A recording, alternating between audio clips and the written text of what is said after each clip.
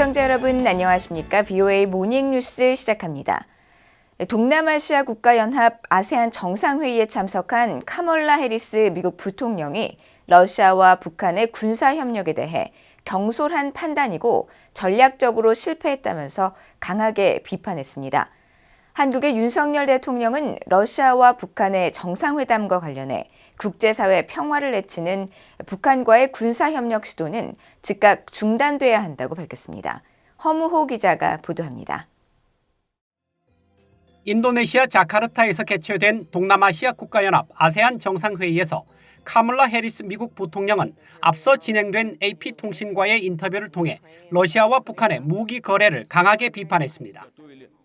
러시아의 가장 큰 두려움은 나토가 강력해지는 것이라면서 러시아와 북한의 군사협력은 경솔한 판단이며 이미 전략적으로 실패했다고 지적하고 어떤 국가도 반인도적 범죄를 저지른 국가에 대한 포탄 제공은 있을 수 없는 일이라고 규탄했습니다.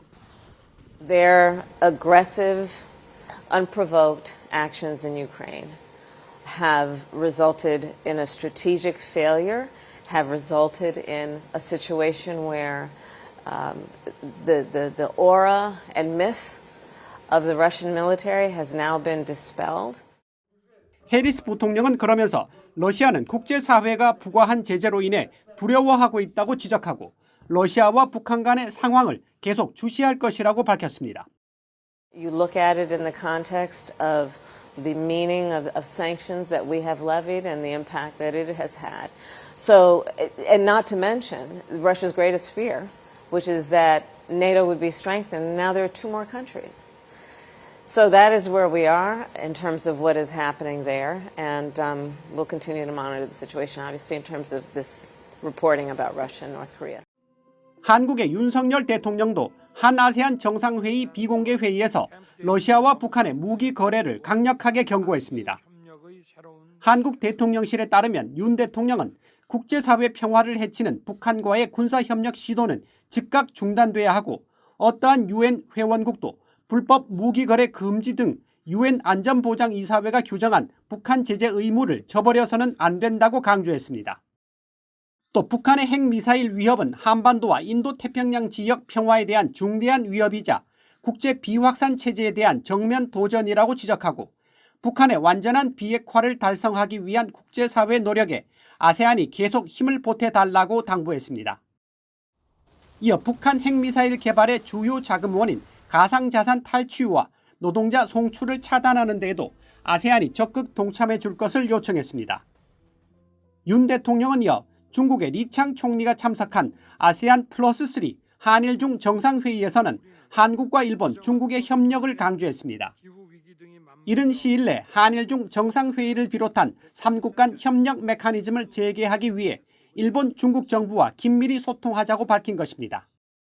특히 아세안 플러스 3 발전의 근간이 되는 한국, 일본, 중국 3국 협력이 활성화되어야 합니다.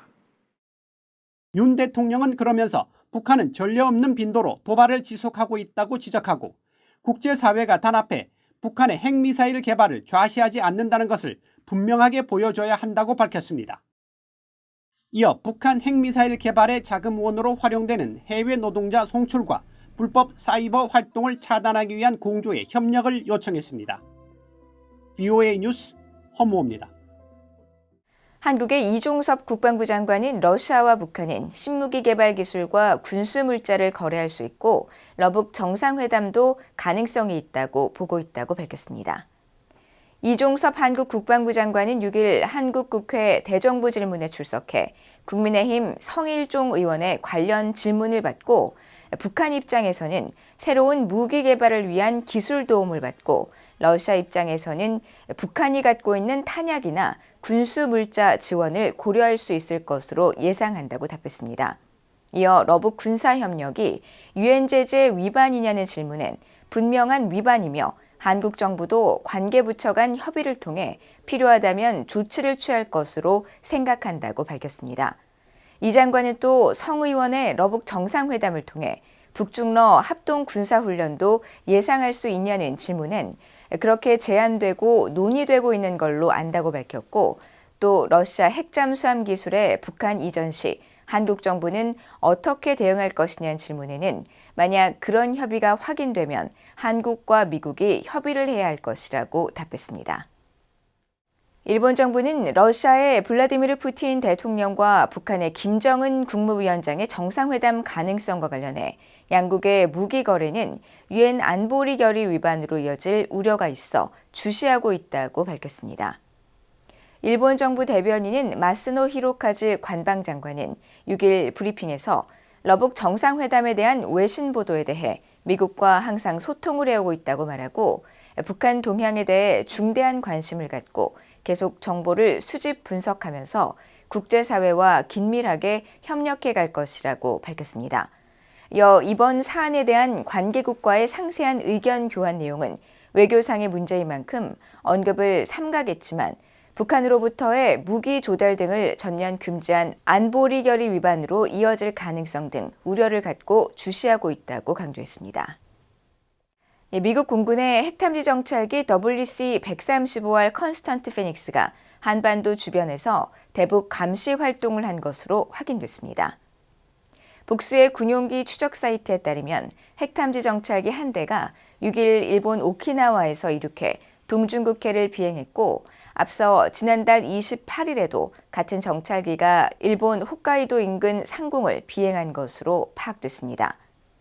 WC-135 계열은 핵탐지 전문 특수 정찰기로 동체 옆에 달린 대기 표본 수집 장비로 방사성 물질을 탐지하며 2006년 북한 1차 핵실험 때부터 북한이 핵실험을 하거나 핵실험 동향이 포착되면 동해 상공에 출동해 방사성 물질 수집 등의 활동을 해왔습니다. 엘리자베스 살몬 유엔 북한 인권특별보고관은 북한이 외부와의 단절을 강화하고 있다면서 신뢰할 수 있는 북한 내부 정보를 많이 확보하고 공유해야 한다고 밝혔습니다. 살몬 보고관은 6일 서울에서 숭실 평화통일연구원이 개최한 국제학술대회에서 기조연설을 통해 이같이 말하고 가장 시급한 과제는 북한에서 실제로 일어나는 일에 대한 정보를 최대한 늘리는 것이라고 밝혔습니다. 또 북한은 국제사회와 개발, 인권, 평화를 다루는 다자기구에 대한 장벽을 계속 키우고 있어서 북한에서 나오는 신뢰할 만한 내부 정보가 없다는 문제도 있다고 지적했습니다. 이어 북한 정보 확보와 그 정보를 각국 정부와 국제기구 등이 공유해야 할 필요성을 제시하면서 식량 부족과 불평등한 배분을 비롯해 의약품 부족, 적절하고 안전한 거주시설 부족 등 북한의 여러 사회 문제들을 지적했습니다. 이상으로 VOA 모닝뉴스를 모두 마칩니다. 시청해주신 여러분 고맙습니다.